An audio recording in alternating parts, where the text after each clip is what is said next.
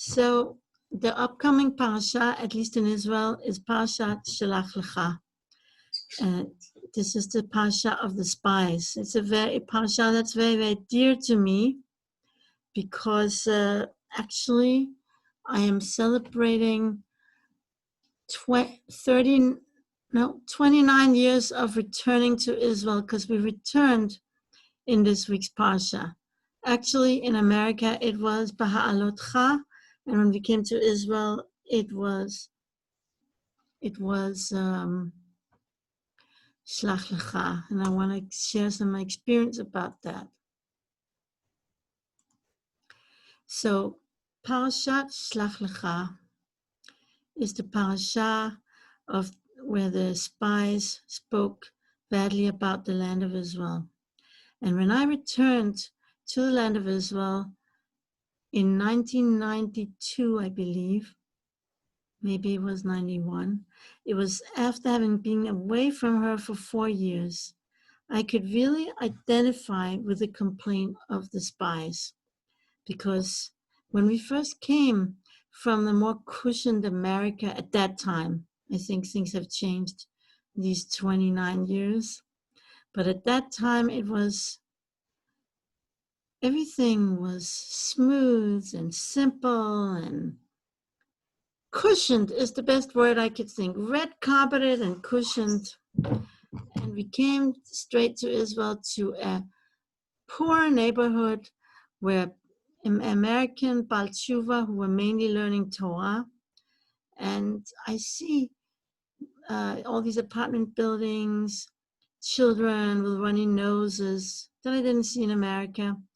Light bulbs sticking out without any like lampshade on it, peeling paint, everything kind of not 100% clean.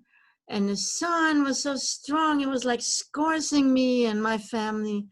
And we were like, whoa, we almost felt like the spies. Why did we come back? You know, this is difficult, it's harsh. We felt that harshness of the land. And it was a lot of pain.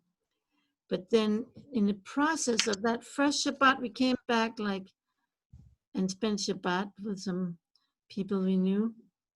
And that first Shabbat was so painful, but it was also so cathartic, because we started to shed outer layers, and then we started to learn and remember.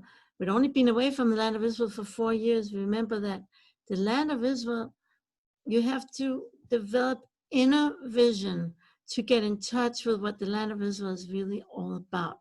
All those things that kind of jarred me, that were hard, they were all externals. It's the sapa, the motive of the sapa. There's stickers on the outside, but inside the fruit is so sweet.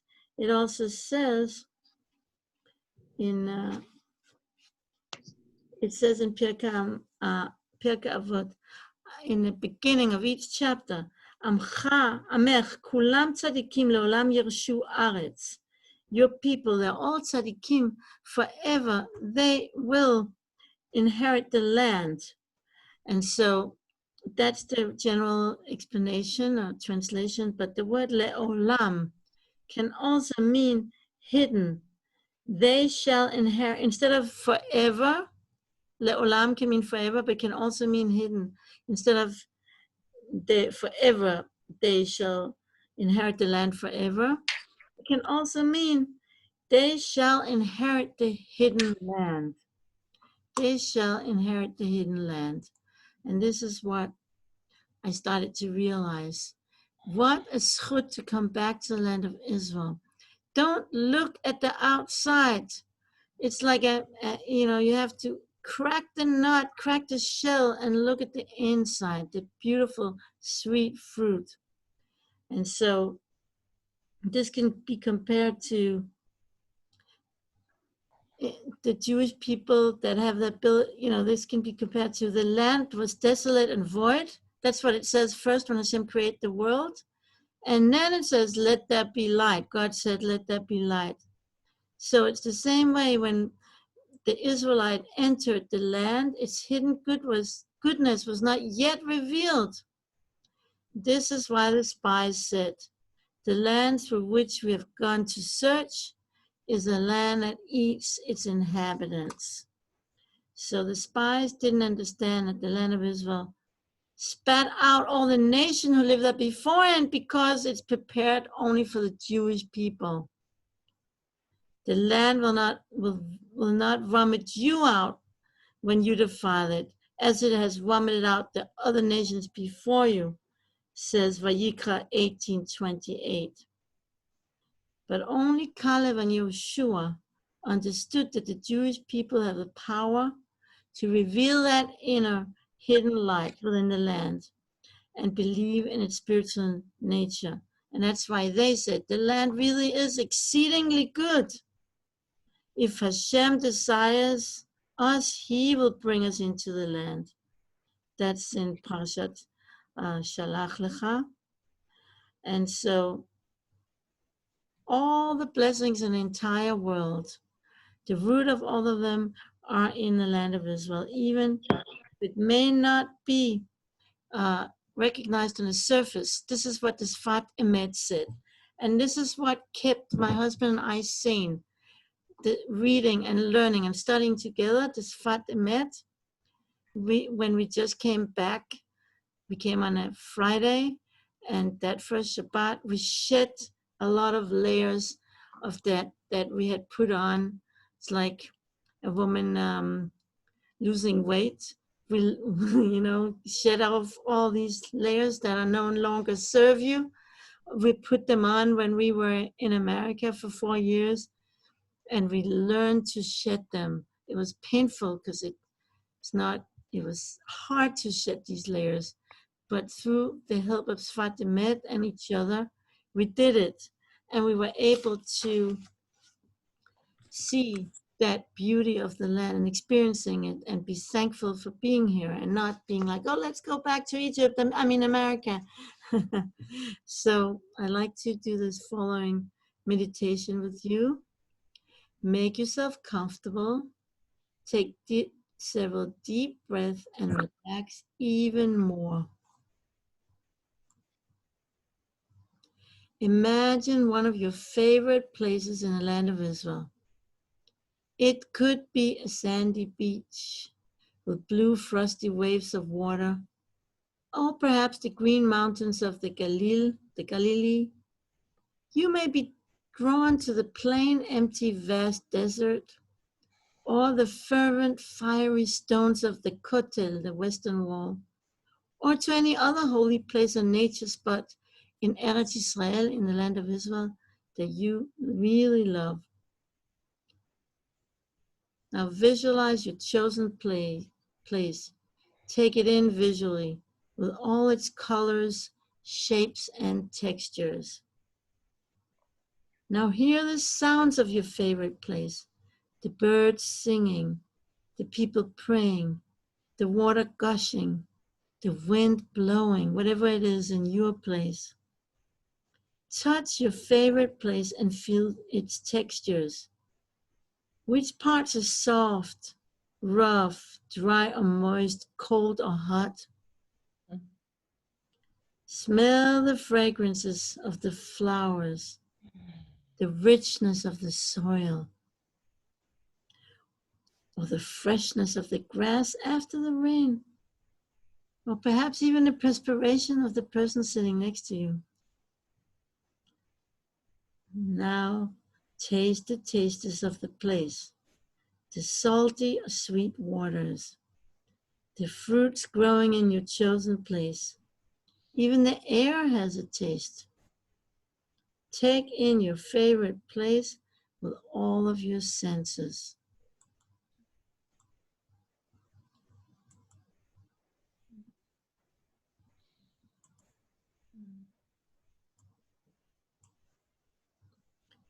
Now, feel comfortable and enjoy. Mentally thank Hashem for having created this place that your soul yearns for in Eretz Yisrael. Eretz Yisrael can be broken into Aleph, 1, Ratz, run, Yashar, straight, El, to God. 1, run straight to God. Inhale Aleph. 1, exhale Ratz, run. Inhale Yashar, straight, exhale El, to God. Repeat this breathing sequence 4 additional times. Aleph, 1, Ratz, run. Yashar, straight, El, to God. Aleph, 1, Ratz, run. Yashar, straight, El, to God. Aleph, 1, Ratz, run. Yashar, straight, El, to God. Last time. Aleph, 1, Ratz, run. Yashar, straight, El, to God. Now imagine a place in Israel that you have a difficult time with. Perhaps it's noisy, smelly, or tense. Possibly you might find it is disorganized, tough, and rough. Perhaps in place of a red carpet, you encounter thorns. Tune into this place. Notice the things that disturbs you about it.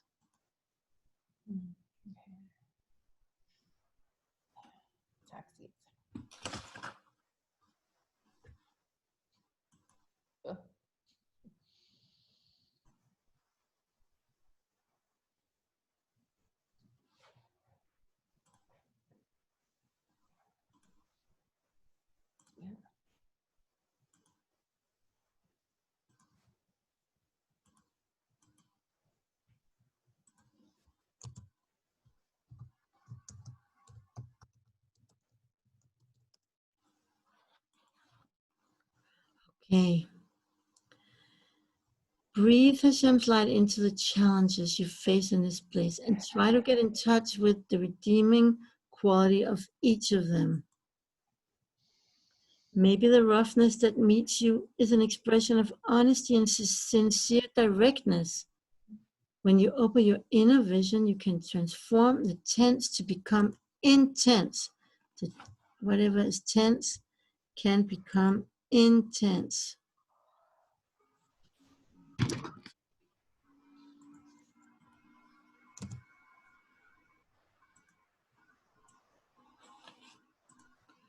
Okay.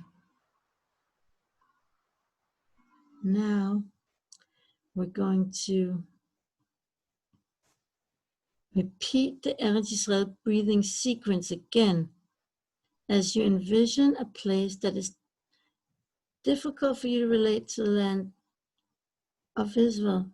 Visualize each of the difficulties bursting one by one as you breathe the letters of Eretz Yisrael into them. With practice, you will develop your inner vision and actualize the hidden light of the land, even within its darkest places. When you're ready, you can softly tap your hands and feet and open your eyes.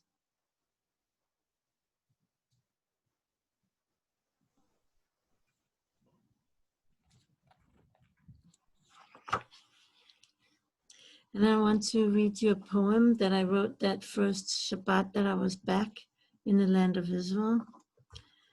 The land of Israel is like a nut that must be cracked. We need faith to believe that the fruit exists within the shell. The shell that blocks our vision calls attention to the rough and difficult life. Yet our emunah will lead us to see with other eyes. When we let our eyes penetrate beneath the shell, then we'll be ready to crack it open. The shell is like nature. The fruit is beyond. If we try to exist in this land according to the rules of nature, then the shell shall become like a wall which pushes us out. Only when we surrender to the will of God will we be able to crack the nut open and see the hidden light which fills this land. We discover that the shell was only part of our own limitation, a reflection of our blocked vision, now penetrated and dissolved. We need not discard the shell, but employ it in building bridges above struggling waters and channel them into canals and ditches, like love flows from the heart, transforming our lives to nurture Garden of Edens.